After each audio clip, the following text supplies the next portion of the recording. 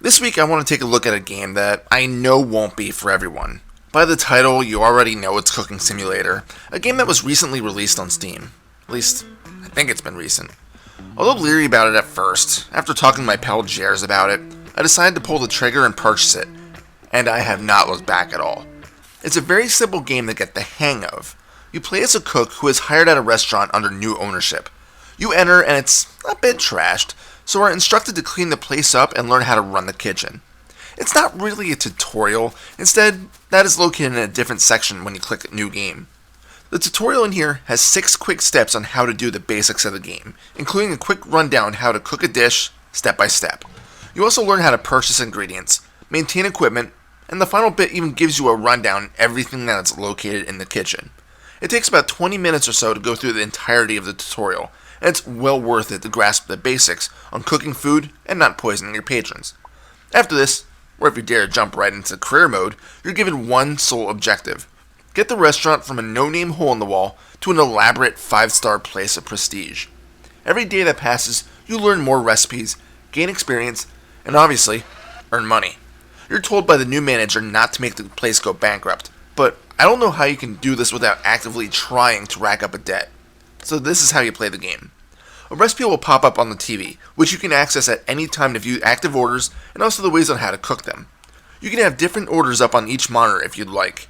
The instructions are usually fairly obvious, including the ingredients, amounts of them required, cooking methods, and serving process. You get whatever ingredients you need, chop them up, season them, and then cook them. Of course, if you know what you're doing, you can alter things a bit. Maybe make the side dish first and then the main course after that's on the stove. For example, if you know the salmon is going to cook faster than the boiled potatoes, you might season the salmon steak, then get a pot of water, pour water in it, and then throw that on the stove before getting the oil in the pan for the fish. Hell, after a few times of making the same dish, you might have even memorized exactly how to make things. I'm an ace nowadays at making tomato soup and Ukrainian borscht, if I even pronounce that right. Anyway, once everything is all cooked properly and you're ready to serve it, you need to grab a plate and put stuff on it, and then bring it over to the counter. A tablet device will pop up, and you have to choose the proper dish that you're serving. I've accidentally chosen the wrong thing, so you need to be careful about that. Immediately after the dish is served, the game will pause and show you how the client enjoyed it, along with any complaints they had. At the start, it's very, very difficult to serve perfect dishes. Maybe it was too cold, maybe you didn't cut something exactly as it was supposed to be, or maybe you over-seasoned the dish by a gram. Seriously, people will dock you half a star just because you gave them 30 milliliters more of the soup. Who complains about getting more food than you originally paid for anyway? Man, if I ordered pierogies or mozzarella sticks and got 5 instead of 4, I'm not going to complain, I'm in heaven. It might sound easy so far. I can assure you, it's not. You can only carry one thing at a time, which is a bit confusing. I mean, you do have 2 hands, yet you can only carry 1 onion at a time. The way around this is that you can bring something to carry everything in or on, such as a cutting board, a plate, a pan, a pot, stuff like that. Another thing to remember is something I've read a lot of people complain about: the physics. I can't really say I'd complain about them. I think it's part of the fun to have stuff be a little unsteady. There's only one thing I'd change though. When you're putting stuff onto a plate or a cutting board or really any other container, you will want to make sure that the object is settled on that container before moving. Otherwise, it will probably just fall right off, and you'll have to either grab another one or bend down and pick it back up. Speaking of, there is no health inspector. You can make the kitchen as spotless or as trashed as you like, as long as you're still making money. Drop and shatter a plate, pick it up piece by piece and just sweep it in a corner. Forget to clean the oil out of a pan and hang it up, only to have the oil splatter against the griddle? It can sit there. Try and pour soup into a dish and miss? It's alright. You aren't penalized at all. Although there is no health inspector, there will be food critics that appear to taste your culinary creations. This is how to advance in the game. You need to make their dish and earn at least a 4-star rating. If you can do this, your restaurant will advance a star. The further on you go, the more recipes that will be available to you, and also the more dishes you'll be forced to focus on at one time. I thought the game started off easily enough, but once I hit that third star, it got much more challenging as more guests may be in a rush. You'll get clients known as derpers, which I just now figured out is their version of Yelp, and even just needing to do 3 recipes at a time. Some recipes take a bit of effort, like the stupid godforsaken German potato salad. Man, I cringe every time I see that pop up. One of the things I learned at this point, though, is that it's actually more frowned upon to not serve a dish at all rather than half-ass it. Yes, the customer is going to be a bit disappointed, but you'll lose less fame this way. Fame, before I forget, is what will get you those stars. The food critic won't appear until you hit the required amount of fame. Thinking of it as kind of like an experience bar. Keep in mind, though, that you do get actual experience as you cook. Upon leveling up, you get to choose different perks and skills. Perks involve things like unbreakable dishes and bottles, being able to pick up hot ingredients, and even the ability to reset the timer in one of the dishes required. The other secondary set of options are things like giving you more time before or after the day to prepare or clean, more money per dish, and so on. Speaking of preparing, before and after each day you are given preparation time and cleaning time, respectively. Really, you can do whatever you want during this time, but it's meant to possibly pre-cook certain recipes or clean up any messes that you have made. At the start of each day, the manager will tell you what dish of the day is going to be, and you'd think that you would want to prepare it in advance, at least the majority of it. However, there were many times in which I got 2 dishes all made up, and then nobody wanted it that day.